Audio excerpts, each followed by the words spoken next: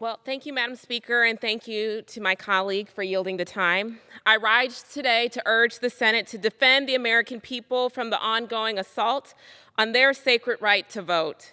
People of color are disproportionately impacted by the recent onslaught of attacks on this fundamental right by certain state legislatures and partisan litigators.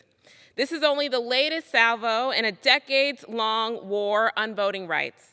A war that has always been and still is fueled by racism. But although people of color are the primary targets of these attacks, we are not the only casualties. The right to vote is the foundation of any democracy. Without it, the United States would cease to be a government of, by, and for the people. Those are the stakes. This is a life and death issue for our country itself. Now, earlier this year, I proudly voted with most, though unfortunately not all, of my colleagues to designate Juneteenth, National Independence Day, as a federal holiday. With this vote, we recognize that America cannot truly be a free country until every American is free. Freedom cannot be conditional on who you are, where you live, what you look like, how many hours you work, what language you speak, or what bus you ride.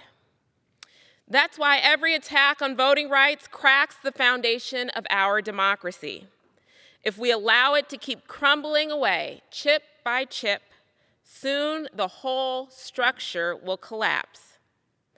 Last week, Senate Democrats brought an urgently needed voting rights bill to the floor, where every single Republican voted to defeat it.